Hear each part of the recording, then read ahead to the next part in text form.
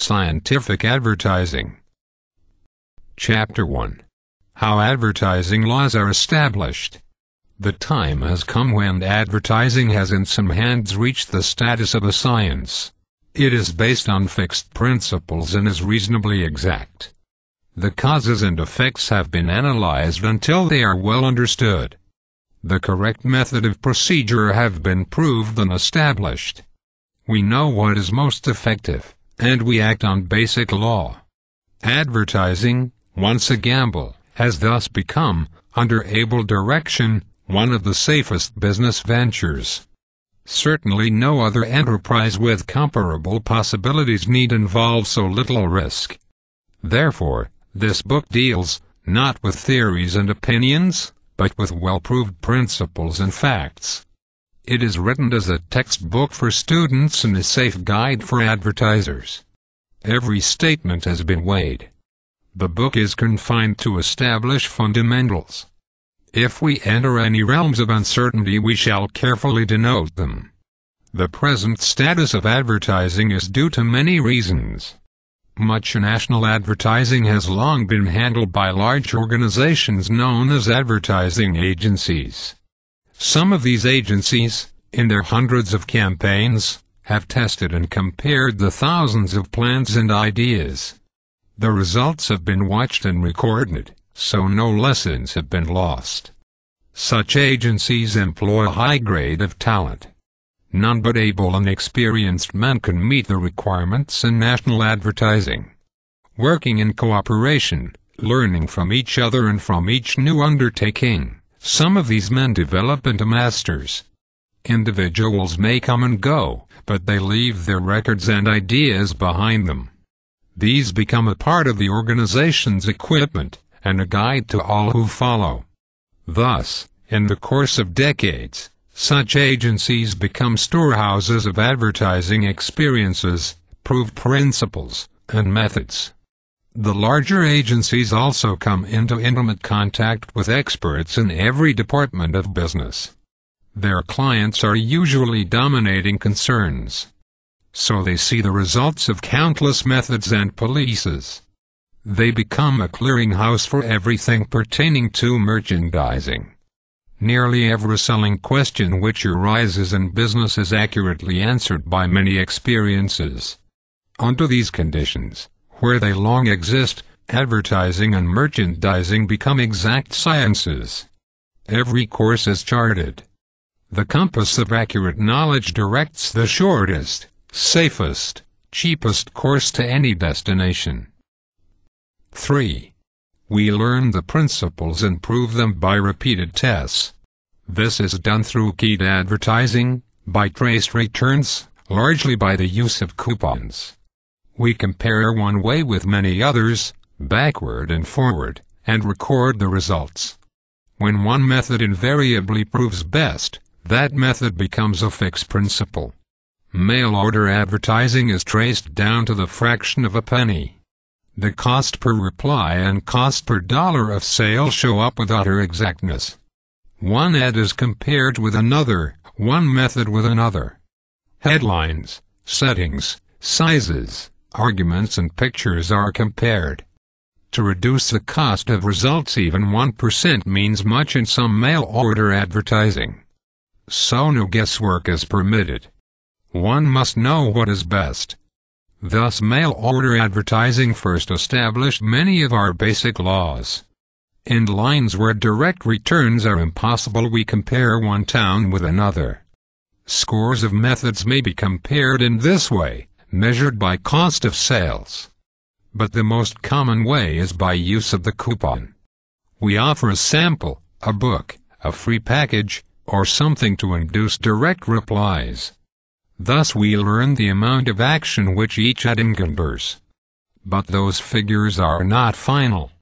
One ad may bring too many worthless replies, another replies that are valuable. So our final conclusions are always based on cost per customer or cost per dollar of sale.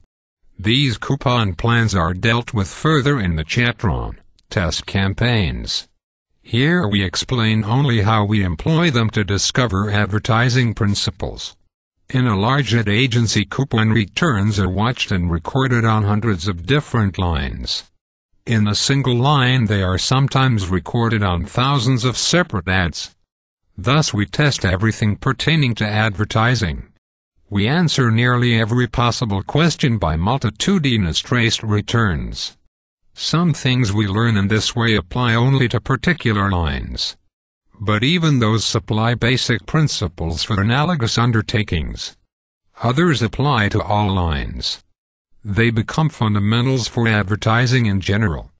They are universally applied. No wise advertiser will ever depart from those unvarying laws. We propose in this book to deal with those fundamentals, those universal principles. To teach only established techniques. There is that technique in advertising, as in all art, science and mechanics. And it is, as in all lines, a basic essential. The lack of those fundamentals has been the main trouble with advertising of the past. Each worker was a law unto himself. All previous knowledge, all progress in the line, was a closed book to him.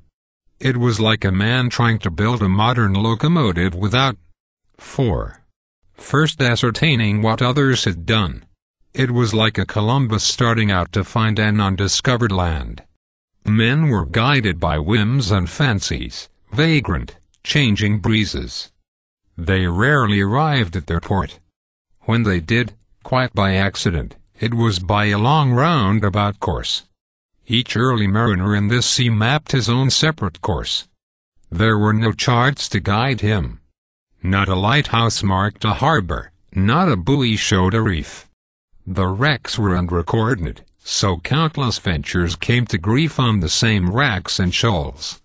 Advertising was a gamble, a speculation of the rashest sort. One man's guess on the proper course was as likely to be as good as another's.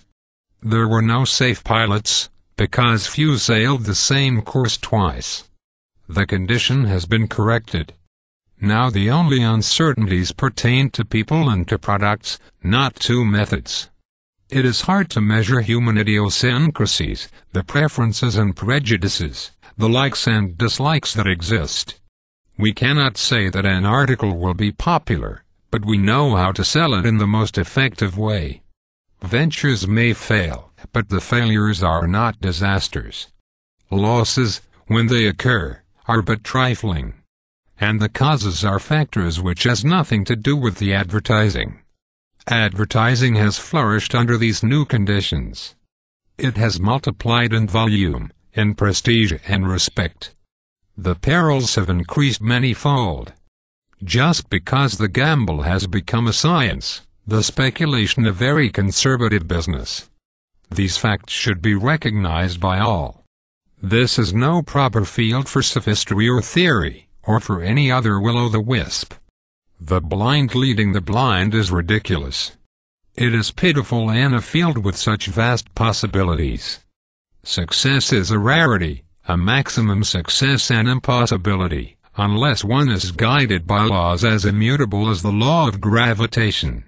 So our main purpose here is to set down those laws, and to tell you how to prove them for yourself.